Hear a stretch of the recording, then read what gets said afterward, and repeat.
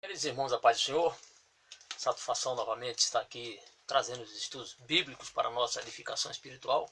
Nós vamos ler hoje, pelo menos comentar, sobre Baasa governa Israel. Então no último vídeo, o vídeo número 11, nós falamos acerca de Nadab governa Israel. Nadab, que governou Israel, filho de Jeroboão, e que ele tinha reinado por 2 anos. Agora nós veremos praticamente o fim da dinastia de Jeroboão com o assassinato do rei Nadab, filho de Jeroboão, e início do governo de Baasa.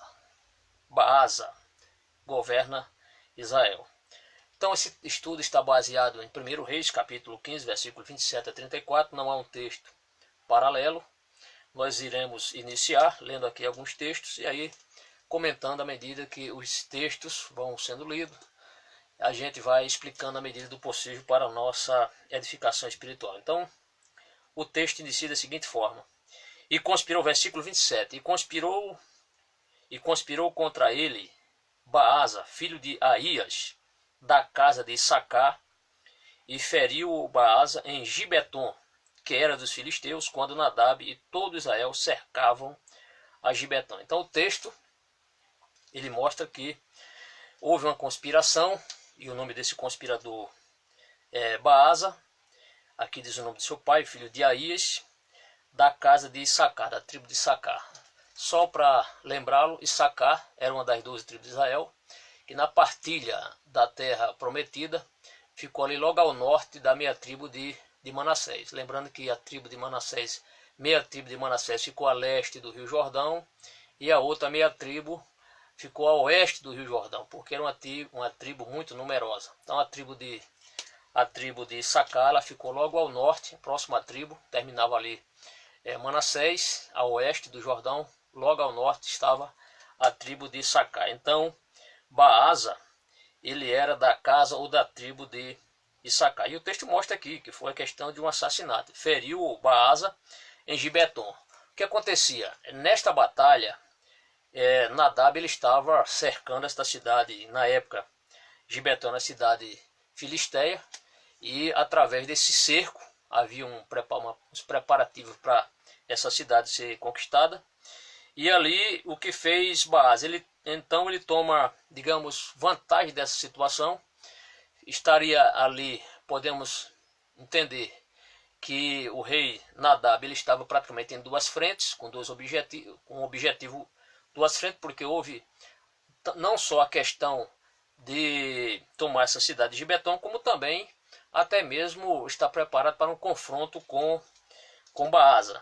Na verdade, o que acontece? Enquanto ele estava manobrando, Nadab estava manobrando para conquistar essa cidade filisteia, o Baasa, que ainda não era rei, ele aproveitou essa situação para tomar a vantagem. Aí a Bíblia mostra que ele assassinou. Quando o texto diz feriu Baasa, significa que ele matou em Gibeton.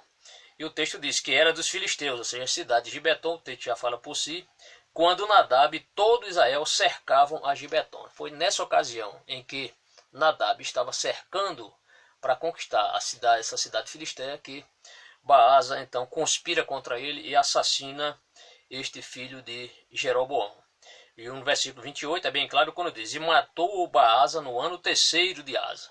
Então, fazendo referência aqui ao reino Reino do Sul, né, que estava sendo comandado, o rei era o rei Asa, rei de Judá, e reinou em seu lugar. Então, Baasa então mata Nadab e toma então ali a direção do país, da nação, reinando sobre esta nação. O versículo 29, ele é interessante porque ele nos mostra que ele foi usado para ferir toda a casa de Jeroboão. Então o texto é bem claro, o texto diz, sucedeu pois que reinando ele, feriu a toda a casa de Jeroboão. Isso aqui é importante, por quê? Porque ele assume o reinado no lugar de Nadab, e assim que ele toma o reino, assim que ele está reinando, governando a nação de Israel, ou as 10 tribos de Israel, as tribos do norte, uma das primeiras medidas que ele tomou foi não acabar praticamente com a idolatria. Pensávamos, quem lê esse texto, acha que ele acabou com a idolatria. Mas quando você chega no final aqui, pelo menos em alguns versículos que nós iremos ler à frente, a idolatria ela continua.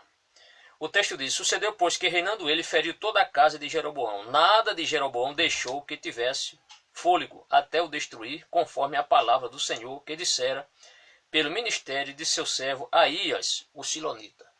Então havia uma profecia de que a casa de Jeroboão seria toda exterminada. E esse texto você pode encontrar em 1 Reis capítulo 14, versículo 14. Nós vamos ler o texto de 1 Reis capítulo 14, versículo 14.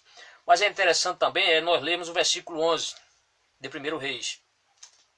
Aqui Deus toma o profeta Aías, o profeta